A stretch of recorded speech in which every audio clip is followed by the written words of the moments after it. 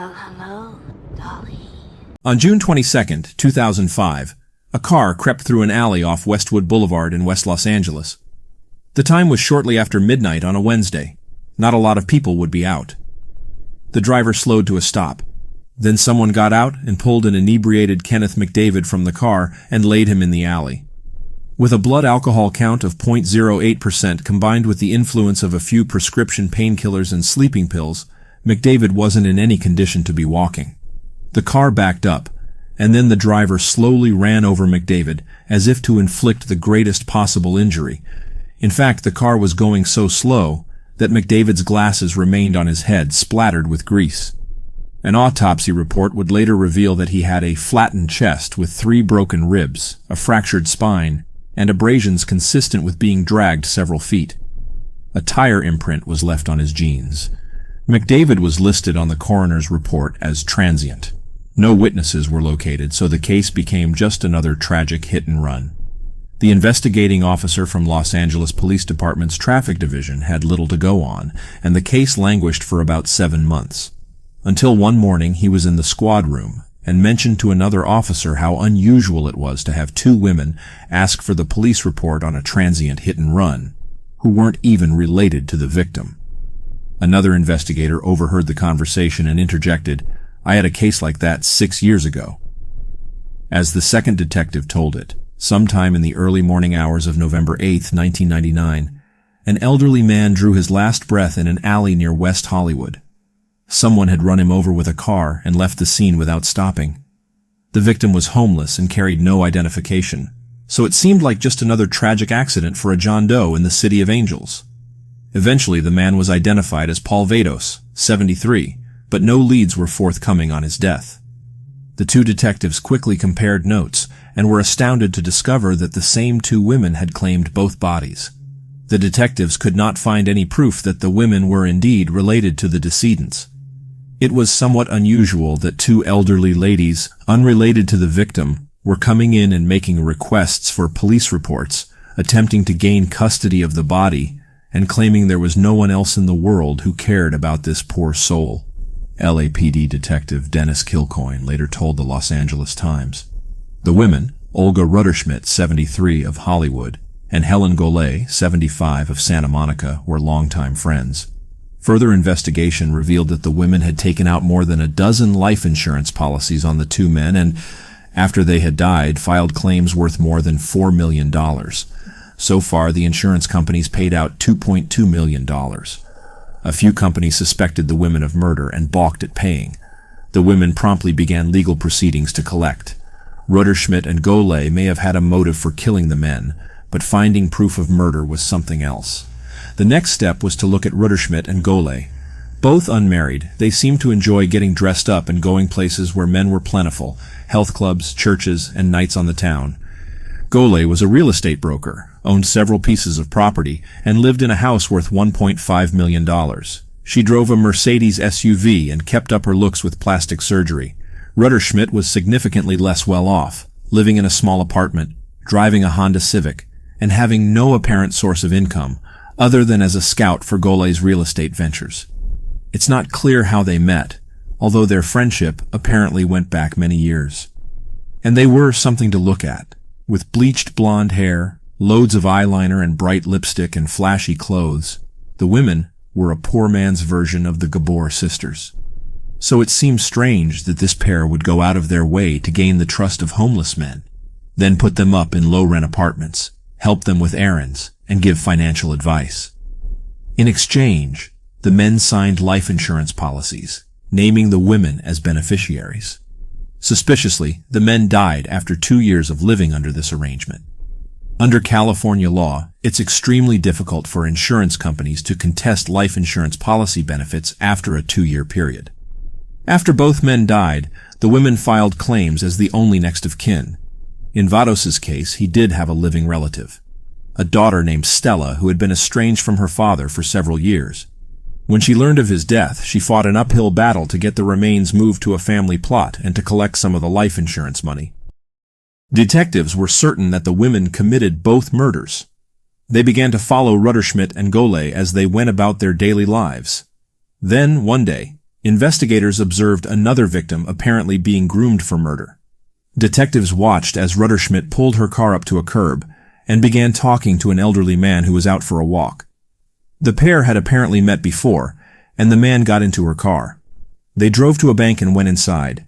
Detectives followed and watched as Rutterschmidt and the man approached a teller's window. On the way out, Rutterschmidt threw some papers into a trash can that were retrieved by detectives. They were return reply envelopes to a life insurance company and a bank. Later that day, Rutterschmidt was followed to a copy shop where she logged onto the internet and attempted to open a credit card account under someone else's name. It now seemed to detectives that Rutterschmidt and Golay intended to murder the old man in the same manner as Vados and McDavid. No doubt about it, the women were dangerous and needed to be in jail, police decided. The murder investigation wasn't finished, but detectives did have enough for mail fraud charges in connection with the life insurance policies. On May 19, 2006, Rutterschmidt and Golay were charged with 8 counts of mail fraud. It was sensational news. 2 old ladies who could have been at home knitting booties or reading mystery novels were instead themselves plotting the deaths of unsuspecting men. It wasn't long before the media was referring to the pair as the hit-and-run Grannies or the Black Widows. But unlike their counterparts in the movie Arsenic and Old Lace, these two were not suffering from dementia. They were ruthless killers, police said. Detectives searched their homes and found more than 8 rubber stamps bearing the signatures of various men, including McDavid. It seemed that the men would sign off on one life insurance policy, and the women then used the signatures to obtain stamps that would allow them to apply for additional policies, without the men's knowledge. But the best clue of all came from Golay herself. It seems that someone identifying herself as Helen Golay called a towing service, a block from where McDavid had been struck and killed. The call came in an hour before his body was found. The car in question, a 1999 Mercury Sable station wagon, had front-end damage and was towed to a street near Rutterschmidt's home. Police tracked down the Mercury Sable. It had been impounded after receiving numerous parking tickets and was eventually resold when no one came to claim it. Criminalists verified that it did sustain front-end damage and something far more important, blood on the undercarriage. A DNA test was done and came back a match for McDavid. At the time of the accident, the Mercury Sable was registered to an Encino woman, whose name was found by police on a piece of paper when they searched Golay's car. Detectives later determined that the Encino woman had been a victim of identity theft and never owned the car. The women were held without bail in a federal jail and lost a motion to be released on bail. A judge ruled that they should remain incarcerated because prosecutors had shown probable cause that the pair had committed murder. Shortly after, on July 31, 2006, Rutterschmidt and Golay were charged with 2 counts of murder and the special circumstances of murder for financial gain and multiple murders. This meant that they were eligible for the death penalty. They were also charged with 2 counts of conspiracy to commit murder for financial gain. The criminal complaint alleged that Golay had collected $348,000 from Vados's life insurance policies and $1.5 million from McDavid's, while Rutterschmidt had collected $246,000 and $674,000 respectively. In light of the murder charges, the U.S. Attorney's Office dismissed the fraud case. They retained the option of refiling it at another time, if the women were acquitted of murder. In March 2007, the women underwent a 4-day preliminary hearing in a downtown Los Angeles courtroom. Gone were the flashy clothes, excessive makeup, and bleached blonde hair. Instead, 2 weary-looking elderly women sat at the counsel table with their natural dark hair. They looked every day of their 70-plus years. Los Angeles County Deputy District Attorney Shelley Samuels had no sympathy. She said the victims likely suffered a slow, painful death if they had been awake when the car ran over them. The women had a systematic plan of housing, feeding, and clothing the men for 2 years, waiting for the period to pass when insurance companies could contest the policy. It was a huge investment, Samuel said, adding that the women were too old to wait for the men to die naturally. The only way for the fraud to pay off is to kill these victims. In all, Vados had been covered by more than 12 policies, and McDavid, 23 policies, Samuel said. Other witnesses included Hillary Adler, who testified that her purse had been stolen from a Santa Monica health club in 2003. Her identification had then been used to buy the Mercury Sable. Police later found a copy of her driver's license in Rutterschmidt's home. A DNA expert also testified that the blood evidence found on the Mercury Sable was McDavid's with such certainty that for it to belong to someone else was a 1 in 10 quadrillion chance. The case appeared strong enough to go to trial. When the judge told the women that they'd be facing a jury, Golay remained stoic, and Rutterschmidt looked like she was going to cry. On October 24, 2007, prosecutors decided that they would not seek the death penalty against the duo, citing their ages. It was the last hurdle that remained before going to trial. Then finally, a jury was seated and opening statements were heard on March 18, 2008. Journalists packed the Los Angeles courtroom to see the drama that had made news around the world continue to unfold. Part of the fascination was seeing how these women had fared in jail. This time there were no bleached blonde hairdos, no bright red lips, manicured nails, and short skirts. Instead, two women, aged 77 and 75, sat at the counsel table wearing demure black pantsuits, no makeup, and long gray hair that was worn straight, without the benefit of hot rollers and tons of hairspray. They waited for 2 years, with murder on their minds each of those days, Deputy District Attorney Truc told the jury. The prosecutor took the jury through a PowerPoint presentation showing the insurance paper trail and then a bombshell, a videotaped conversation secretly recorded between the two women while they were in jail.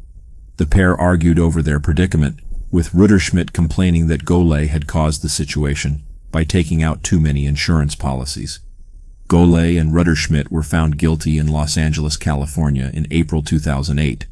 They were convicted for planning to kill Vados and McDavid and for killing Vados with premeditation.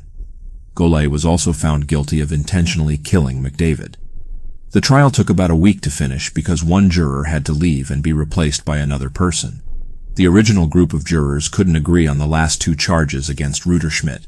However, when the new juror joined, the judge told the jury to carry on.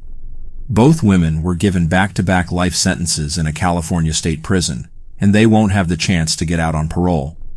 They tried to challenge the convictions and sentences in higher courts, but their appeals were rejected. The Court of Appeal denied the appeals on August 18, 2009. Eventually, on October 28, 2012, the California Supreme Court also supported the judgments and didn't change the decision. More guilty verdicts in a Los Angeles murder-for-profit scheme.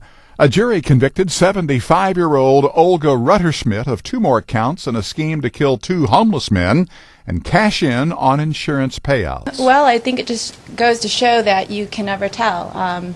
People are not always what they appear, and the jurors were able to see through the factors of age and gender and deliberate on what the evidence was. Rutterschmidt was convicted of first-degree murder and conspiracy to murder for financial gain in the death of 73-year-old Paul Vados. Both convictions carry life prison terms without the possibility of parole.